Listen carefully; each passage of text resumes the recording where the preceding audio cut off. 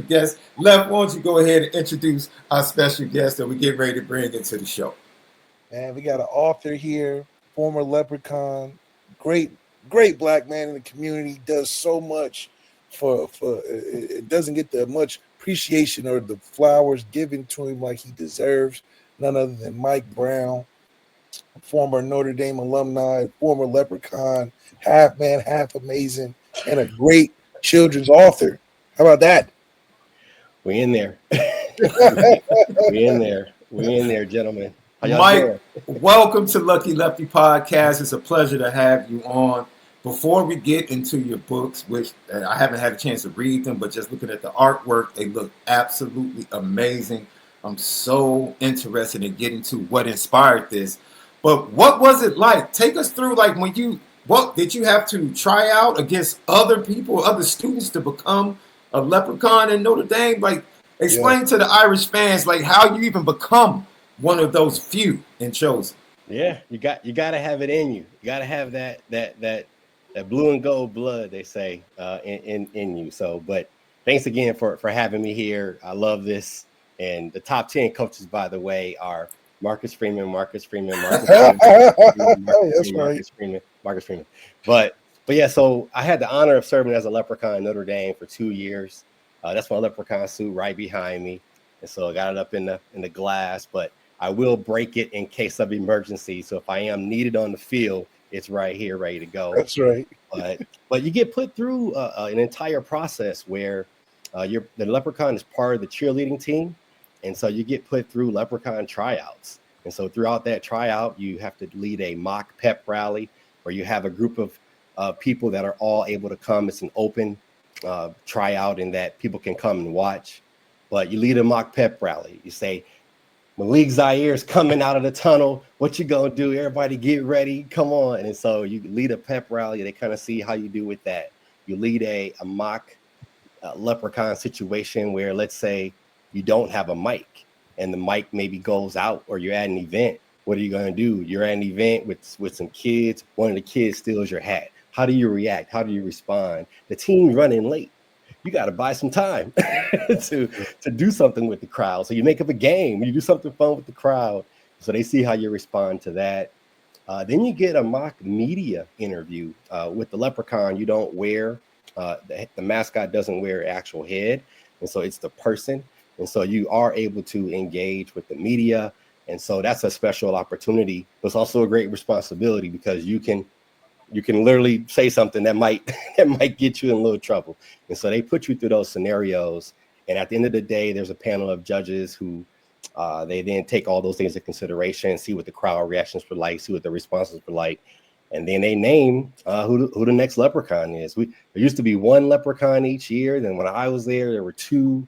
Now the demand is so great that we have 4 people serving as a leprechaun each and every year. And they're at everything: football, men's basketball, women's basketball, volleyball, soccer, lacrosse, you name it, swimming. They're at swim meets, they're everywhere.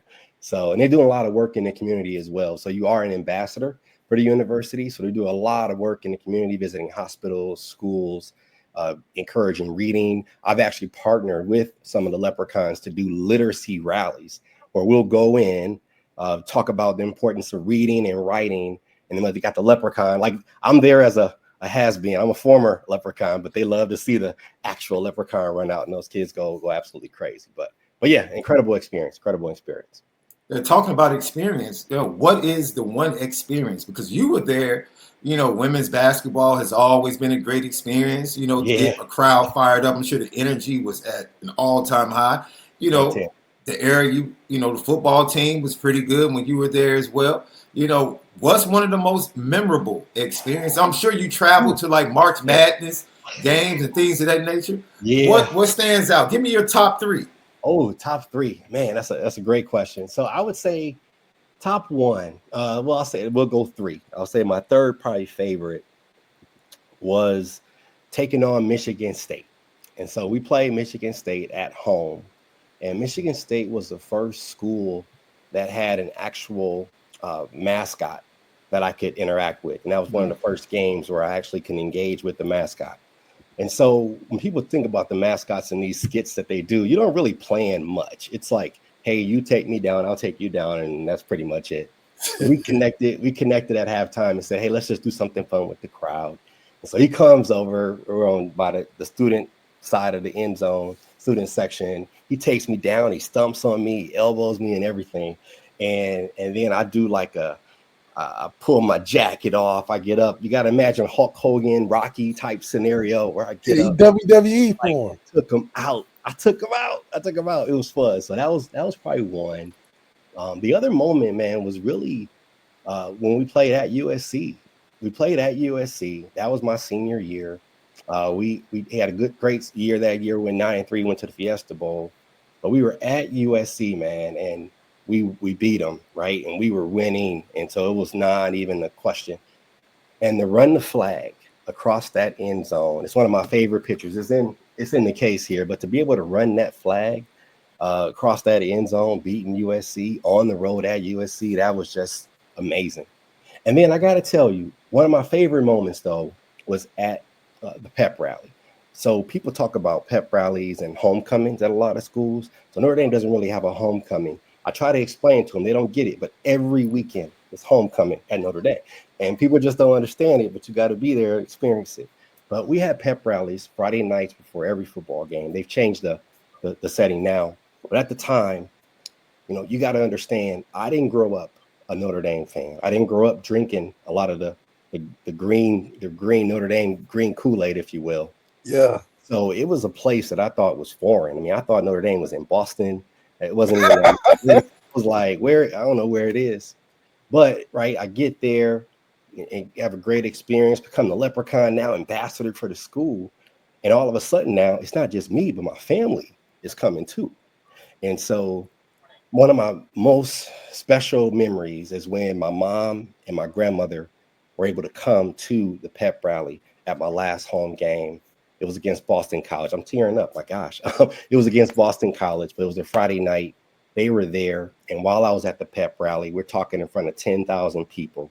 I got a chance to give my mom and my grandmother their flowers and said, hey, people talk about my energy. People talk about my spirit. You want to know where I got it from? Look at two people in the stands right now. So I pointed at them. They stood up. Everybody it was a special moment. But there's a lot. There's a number. I had a fight with the Pittsburgh Panther. I beat them down. Like we went 10. Anyhow, it was a lot. There was a lot of moments. I would say my top three. So the legendary push-ups. Yeah. What's the most you had to do? We played Navy. So we played against Navy. So thank you for your service to all the troops. But we played Navy in Orlando, and I want to say we put up 49 or maybe up to 50 points, I want to say, against them. But it adds up. It's cumulative. So I want to say that day, it was about 100. It was about almost 200 push-ups that day. But don't tell anybody. All right? Don't tell anybody this. I cheated. Once we got higher in the numbers, I went over to the Irish Guard. We have the Irish Guard that are there, and they helped me do some of them. I would get some kids to get involved and do some. So I didn't do all of them, but don't tell me. You spread them out. I spread them out. We gotta spread them out. We gotta have some fun with the crowd. But the Irish Guard definitely helped that day. There's nothing wrong with that. So let's go into your passion. It seems to be children's books, and you have two absolute amazing books out right now. The Leprechaun's Game Day at Notre Dame, and also lucky to have you. First of all, where did this passion for children's books come from? Sure. Great question. So it came out of a personal journey of discernment during 2020. As you can imagine, that year is a year that was a lot was going on, a lot of hate, amplified hate, I'll call it, political divide, global health pandemic. There's just a lot of social injustices were heightened. The awareness was put on the spotlight, was on them a little more. And I really tried to dig deeper inside myself to figure out what's my role. What am I supposed to be doing right now? I wasn't out protesting. I don't post a lot on social media when it comes to political things. And I was like, well, what can I do? And it hit me, man. I was on a run. I mean, a lot happened that year, but long story short, I had an inspirational series of events that happened. One book idea came. It was a book where I said, I'm literally on this earth to write this book and share this story. And that was a story actually about my late cousin. Her birthday's December 27th. Her name was Lil Netta. She celebrated her 6th birthday. At her birthday party, there were some kids who didn't get Christmas gifts. And so she ended up giving away her Christmas gifts to those kids at her 6th birthday party. And unfortunately, though, which is, again, an act, I mean, what 6-year-olds do that, right, at their birthday party? Unfortunately, she was murdered 3 years later, so at age 9. And so her and my aunt Cheryl, were both murdered 3 years after that happened. But it was her story that really jump-started the whole thing. And so I felt like that was a story of love, of compassion, of giving, of sharing. Like, I was like, that's the story I need to tell. That's what I need to be doing in this moment. So that became the first book, published that one.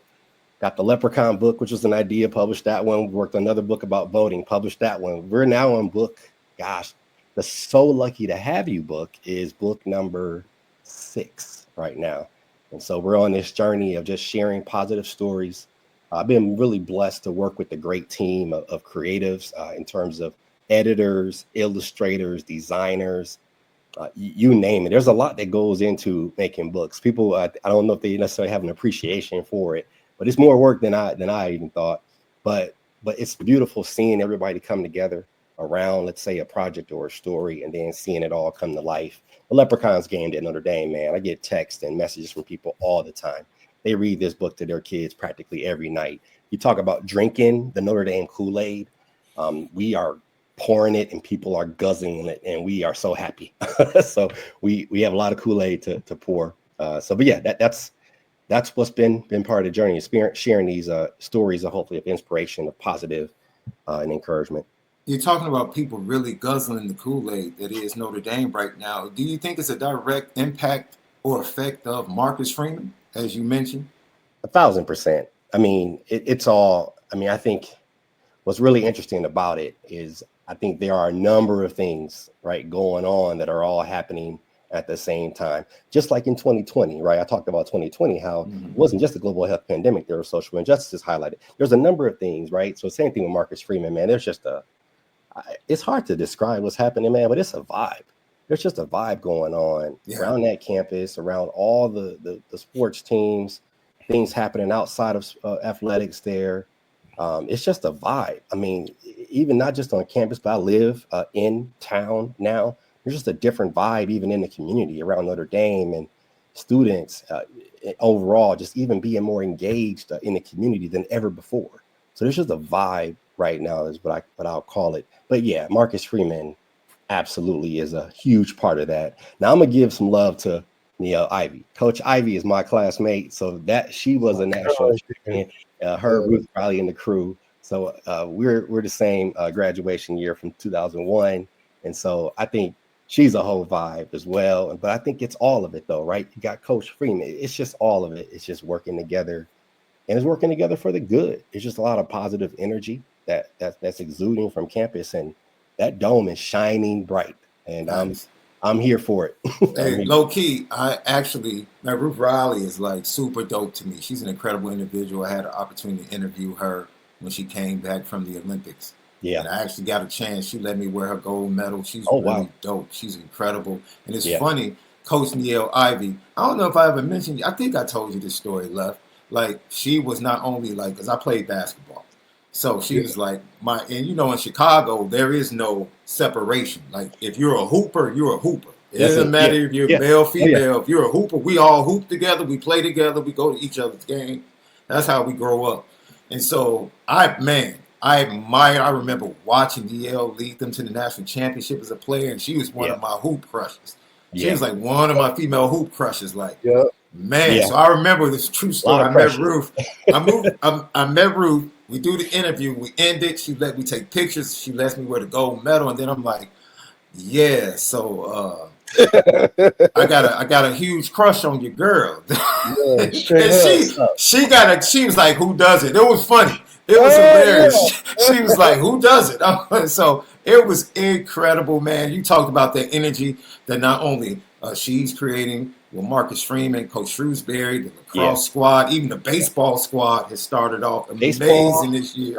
Lacrosse is hockey is in the playoffs, right? I think. Baseball won, or I'm sorry, men's lacrosse won back-to-back national titles. Facts. I mean, Facts. it's happening. It's happening. It's happening right now. Once again, we have former Notre Dame Leprechaun mascot Mike Brown with us, also author, and something else that he is. He is creator of the cheer hat, and is in accordance with an annual event, and they have it coming up March 20th, 2025 at the Jackie Robinson Museum, a celebration, a celebration of Black Notre Dame alumni in France. Now, see, this is where this hits me in my heart. Yeah. If you've been paying attention to the news, in the state of Ohio, we've seen several institutions of higher learning eradicate all of their Black alumni events for all of the political reasons that you just laid out previously, Mike. So for Notre Dame still to be honoring their Black Alumni Association, I tip my cap to the university, I tip my cap to the administration, and I tip my cap to you and all your fellow co-creators and Black alumni for the work that you put in. And it's going to be featuring somebody that Notre Dame fans definitely should know.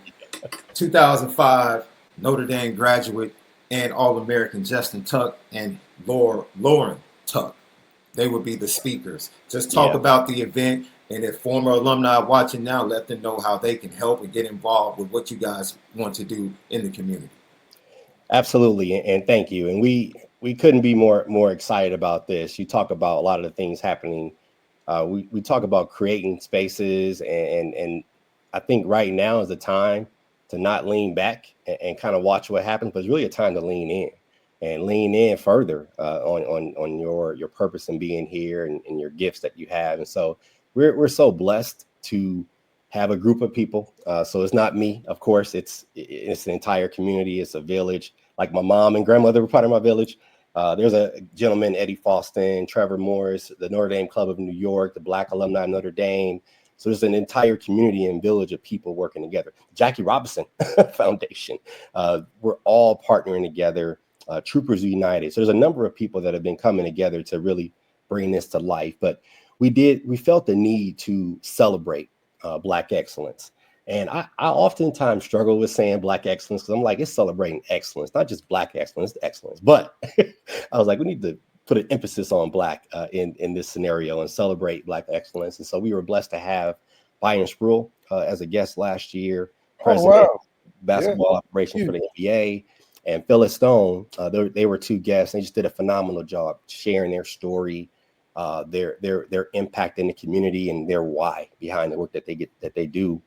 And then, this year we were very blessed and honored to have Lauren and Justin Tuck, Justin, two-time Super Bowl champion. Mm-hmm. Lauren, my gosh, she's a beast too, man. She works in finance. She now runs the foundation for the family, and they're just incredible people. And I'm excited for people to get to know both of them, besides necessarily what they see perhaps on the football field or on social media. Like I'm excited for people to actually learn more about their stories and about their journey, and really about the impact that they're having in the community. They're big advocates for literacy. They're huge advocates for criminal justice and reform. And so they're not just talking about it. They're doing it. They're putting in the work, making it and having the impact. They're boots on the ground in terms of going out, volunteering, and putting their money behind things too. So, but we're excited to celebrate them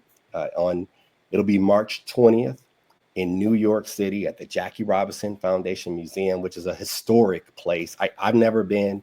I can't wait to be there. And people do get a tour as part of that event, and time with Justin and Lauren. There are sponsorship levels that are available, starting at $250, $500, and $1,000. And then the ticket itself is $150 to be part of the experience. People can visit solster.co/cheer if they want to learn more and register for the event, as well as find out about sponsor opportunities. So it's www.solster.co/cheer, SOULSTIR.co.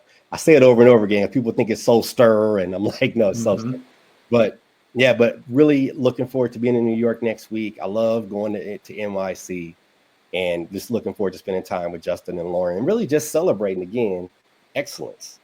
And it happens to be Black excellence right now, but it's celebrating excellence. They are just great ambassadors for the university and for themselves and for the community. So looking forward to being with them. Once again, cheer, cheer. Celebration of Black Notre Dame alumni and friends, March 20th, 2025 at the Jackie Robinson Museum in New York, featuring Justin and Lauren Tuck, 2005, 2006 graduates of Notre Dame. Inspiring Gathering is going to blend education, networking, and community empowerment while raising funds for the Fraser Thompson Scholarship, which supports Notre Dame students and empowers the next generation of leaders. So if you're a fan or you're a former alum, or you are an alum, not former alum, because you're always an alum. Yeah. So excuse me for the All mishap, but if you're an alum, get involved and help somebody. Reach back and help somebody else reach their dreams. I know the Notre Dame family touches me. My second cousin is a Notre Dame grad, class of 2019. She's now a big-time educator and principal down in Tennessee, and she talks about Notre Dame all the time. Unfortunately, I could not steer my daughter in that direction. All my money went to the arch rival. I've been forgiven by Notre Dame fans. I know. I mute half of your show sometimes. Mike, don't do that to me, Mike.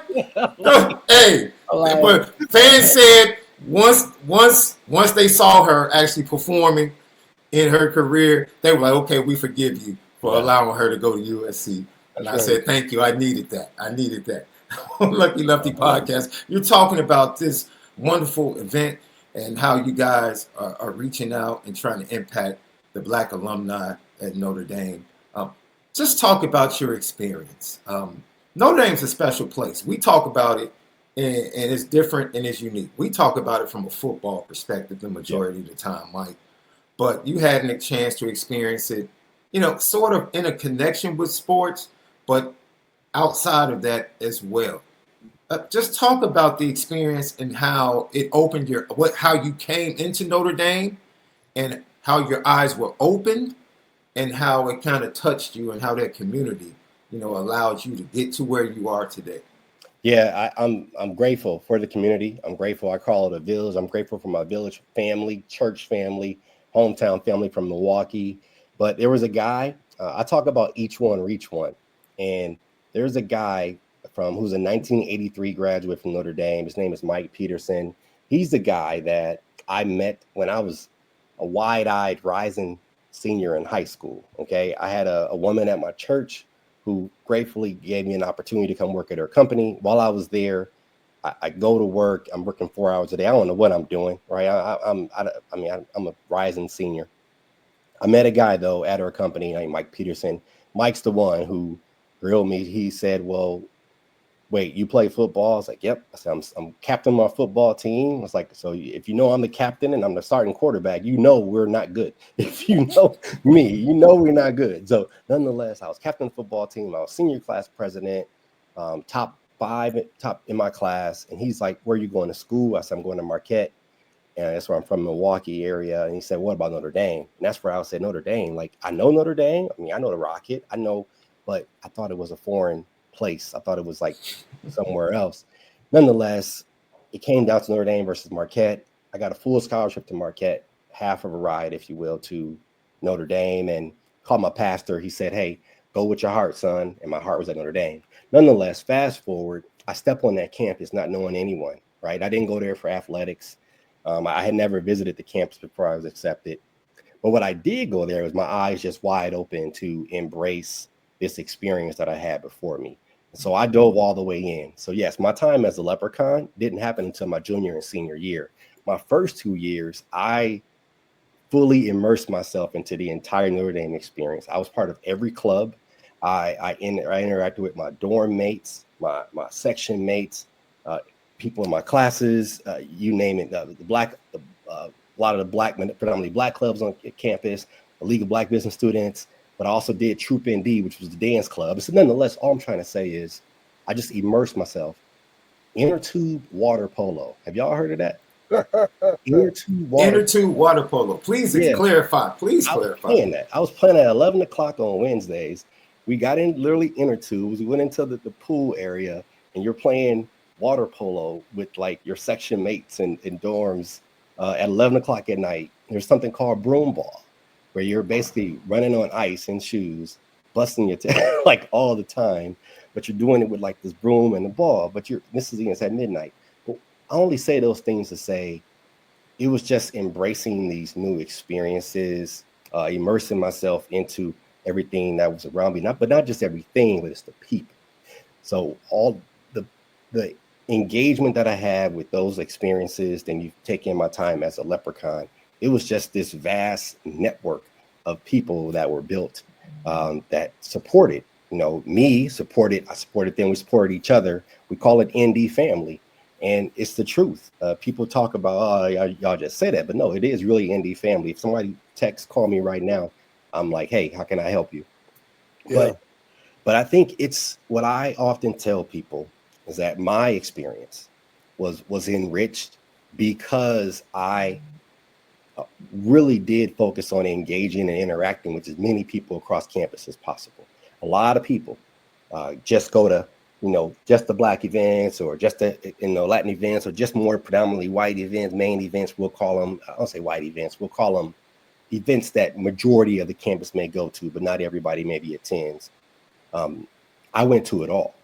And I felt like because I went to it all, because I was at this event called Asian Allure, because I went to Latin Expressions, because I went to something that was called the Keenan Review, because I did all those things, my experience was just enriched further. But also because I did all those things, I think people were able to get things out of me as well and meet someone new and someone from a different part of the country or different area, had a different background than they had as well. So I think that's what made my experience one that was great. And then when the Leprechaun thing happened, man, it just it just went up. It went up even higher. But it was just a great experience. So I just think wherever we are, no matter which school anyone may go to, no matter what company you may work with, no matter where you're from, it's one of those things where there's something, right, that I think you can benefit from in each of those communities that you can take with you wherever you go.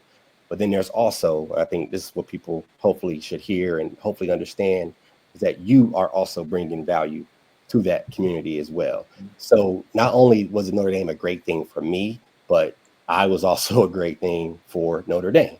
So I think it was a mutually beneficial relationship, if you call it.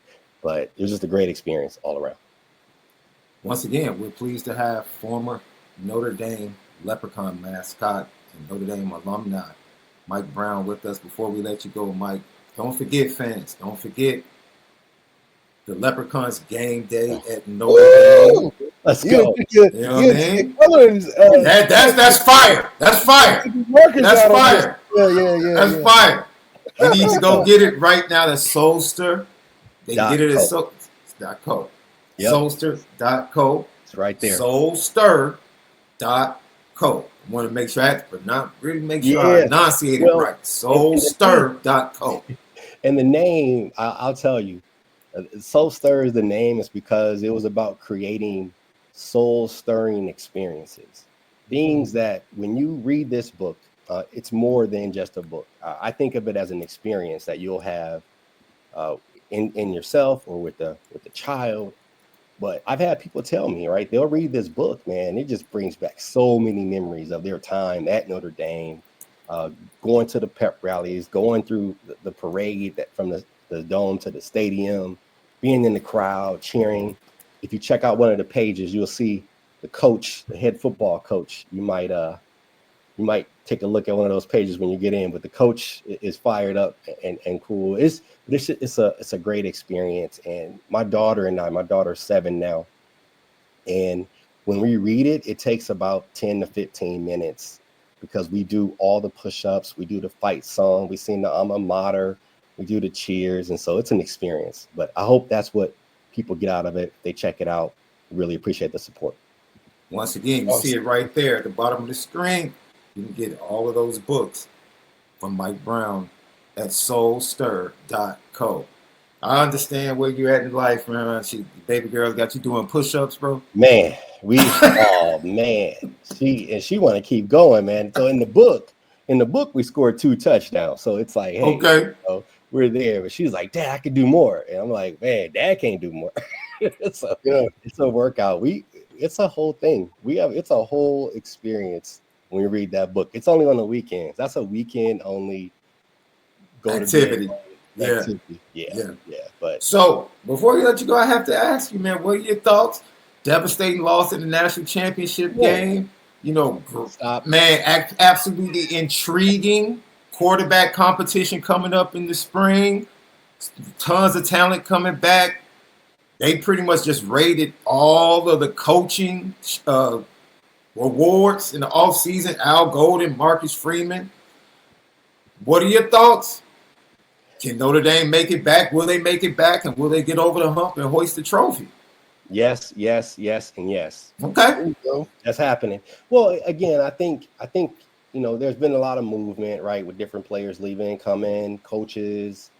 But I think we talked about it earlier with Marcus Freeman and just how him as a leader, not just, again, of that team, but in the community and across now Notre Dame nation, and not even that, but in the world. I mean, he is a leader, but there's a culture now. There's a culture of togetherness, a culture of positive energy, a culture of, yes, we can do this. Yeah, we're built for this. We go after this every day, so that when we get to the national championship and we're down by, were we down by 20? Was it 20? 11? Yeah, it felt like 21.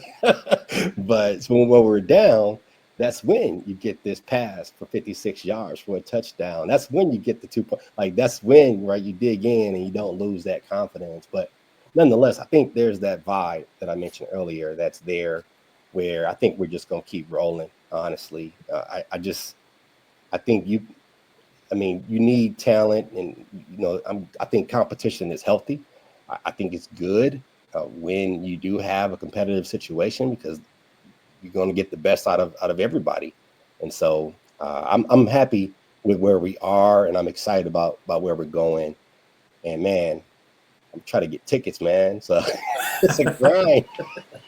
It's a grind, man. Right, because now you expect the tickets. I thought you would have a sideline pass for life. I got to wear the suit to get back on the field. But Mike, can you fit the suit now? Man, hey, you know what? I got my weights over here. I've been working out quite a bit, so it's a little snug now. How about that? It's a little snug. That's right. Well, Lucky Lefty Nation, once again, Mike Brown tapping in with us right here, Lucky Lefty Podcast. Don't forget. Go Soul Stir. That's Soul, SOULSTIR.co. Tap in with our guy Mike Brown, all of his books. Get into it. And then also March 20th, 2025 at the Jackie Robinson Museum. Justin Tuck, Lauren Tuck, special guest featured speakers to celebrate Cheer Cheer, a celebration of Black Notre Dame alumni and friends to support the Fraser Thompson Scholarship, supporting students at Notre Dame. Notre Dame fans and alums, get involved. Mike, we want to have you back on just to talk football anytime, bro. Yeah. Anytime. Let's go. Anytime. You know what I mean? We got to get you on some prediction shows, all of that during the season. But I want to speak God's eternal favor upon you and everything that you do and your family. That abundance and that season of abundance is right there in front of you, man. So continue to do great work, and you'll reap the reward in due season, man. Man, thank you. Thank you both for what the work you're doing and the voice that you're bringing. I love the fact that we have the opportunity to create this space for each other, man. I mean, you think about it, it's lifting everybody up, and I appreciate your kind words and your grace and your prayers. It's been a journey. I mean, I talk about, we didn't go into a lot of the things that are going on outside of just the fun stuff, but I've had some health challenges, right, as well. But everybody's got their thing. But I'm very grateful. I'm very blessed. I'm very thankful for my village, for the community, and I'm just excited, man, for what's to come. We don't know what's next, man. It's exciting. Whether it's Notre Dame football, whether it's the Lucky Lefty book, coming. Hey, Lucky Lefty book. I like that. Lefty book like coming that. out, you know, so you don't know. But no, but it's I appreciate you. I appreciate the work y'all are doing and the voice you all have, and just keep up the great work here that you all are doing as well. Yeah, I'm going to speak something that my daughter spoke to me in the midst of my health challenges. And I speak it to you, my brother. She called me and she said, Daddy, I don't want you to worry, because God is reshaping you for what he has in front of you. Mm. And I speak that to you, my brother. That's real. Yeah. Whatever you're going through or what are you dealing with, it's just God reshaping you, because his divine healing order is on your life. Wow. You're going to catch a word over here. Hey, man. Hey, that Mike 1 will always pop up. Mike 1 is always going to pop up now. I stand fast. I stand fast in my belief, bro. I don't care if I'm talking sports. God is going to be at the forefront. I'm not ashamed at all. So that's on you, my brother. Divine healing, divine order, and purpose. Walk in it, man. Absolutely. You're being reshaped for purpose. Amen. Amen. Mike, thank you, man. We'll see you back with us soon. Love you, bro. All right. Love you all as well. All right. Yes, sir. Once again, Mike Brown, former Notre Dame Leprechaun, right here. Left, you know me. I'm not ashamed. Not ashamed. No, I'm not ashamed. I'm not ashamed of the gospel or my God. So, hey, at any time, get a chance to highlight him, you're going to highlight him. Hey, that's why I'm SD2 mics. That mic 1 is always on. Mic 1 is always a hot mic for me. That's right. Oh, it's always on. I'm ready to get it. Lucky Lefty Podcast. Man, you're not gonna keep me quiet. No, you're not gonna keep me quiet. Not when it comes to my God. No, sir. Let's get back to Notre Dame. Let's get back to Notre Dame. Let me calm down. I almost forgot. I almost thought I was on my other podcast. Yeah, you thought you was on the pool. I thought it was on my ministry podcast, The Morning Dig. Yeah, you gotta plug that too. Plug it too. NBC TV on YouTube, Morning Dig, every morning, 7 a.m. That's